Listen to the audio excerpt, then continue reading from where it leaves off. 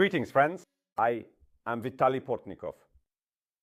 Friedrich Merz becomes the new federal Chancellor of Germany and the Christian Democratic Union and the Christian Social Union, the political force that will form the new German government in cooperation with coalition partners.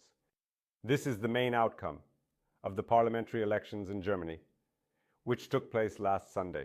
However, there is another outcome that does not concern the formation of power, but indicates which party has become the main opposition force in the country. And that is the Alternative for Germany, an ultra-right political force that found itself isolated even within the camp of radical right forces in Europe itself. The support that billionaire Elon Musk provided to the Alternative for Germany, and with which other representatives of the new American political leadership spoke, however, it affected not so much the results of this political force, but rather the rise of another radical political party, only left-wing. The Left Party also enters the German parliament with one of the best results in its entire history.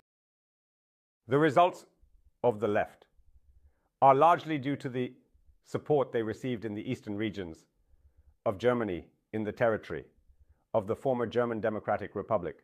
However, what was striking for observers was the fact that in all the regions located in the territory of the former GDR, except for Berlin, the triumph did not belong to the Left Party, but rather to the same Alternative. And now, the territory of the Federal Republic is clearly divided along the borders of the two German states that existed during the Cold War era. In the territory of West Germany, the undisputed winner is the Christian Democratic Union, while in the territory of East Germany, it's the Alternative. What a profound impact. Decades of development leave on the psychology of the population under the conditions of a communist dictatorship. This impact is noticeable in the political present of Russia, in the political present of almost all former Soviet republics, in the political present of former socialist countries, and even in the territory of Germany. This is a civilizational boundary drawn by the communists, which emerges no less distinctly. However, here it is more about the past that does not want to let us go. But what will happen in the present? What will the new German government look like?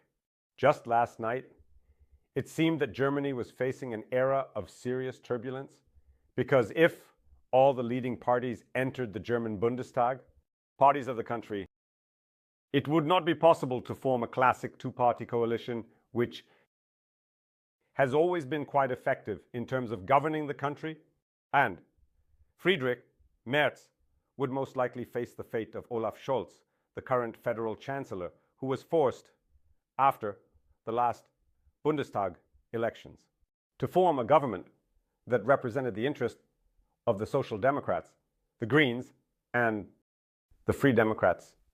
As is known, this coalition turned out to be unable to work until the end of the current Bundestag's term, due to constant conflicts between coalition partners. However, voters punished almost all the parties involved in this coalition, only managed to emerge from its ruins, except for the Greens. The Social Democrats halved their representation in the Bundestag. However, the Free Democrats, who left the three-party coalition, ended up completely out of parliament, with one of the worst results in the history of this liberal political party. The alliance of the ambitious Sarah Wagenknecht, who wanted to create an alternative, also failed to enter parliament. Thus, all the conditions were created for the formation of the Left Party, a two-party, but so-called Grand Coalition, to return Germany to the political model that is associated with the era of the last Chancellor from the Christian Democratic Union, Angela Merkel. Thus, Friedrich Merz will have to turn to the Social Democrats with proposals to form a new coalition, likely already without Olaf Scholz, who it is unlikely that he will be able to maintain his leading role in the Social Democratic Party of Germany. And most likely, the current Minister of Defense, Boris Pistorius, will be nominated for this role. It must be said right away that this new grand coalition will not be an easy task. Angela Merkel was known for her ability to find compromise. Friedrich Merz is a politician of a different style, and therefore imagining an easy existence for the Christian Democrats and Social Democrats and how long such a government will last is something no one can predict today. But Friedrich Merz does have a chance to create a stable cabinet. And this cabinet will have to respond to the grand challenges that Europe and Germany are already facing. Friedrich Merz himself, during this election campaign, spoke a lot about the importance of Europe's political independence, even about the importance of its security concept. When the candidate for the position of Federal Chancellor stated that it is necessary to enter into negotiations with France and the United Kingdom about a new model of nuclear protection for Europe, naturally considering the measures that need to be taken in case the United States, under Donald Trump's leadership, distances itself from that model. The security that existed after World War II, dismantling. Thus, the familiar order and the model of Euro-Atlantic solidarity, which was the highest achievement of liberal and democratic forces in the world.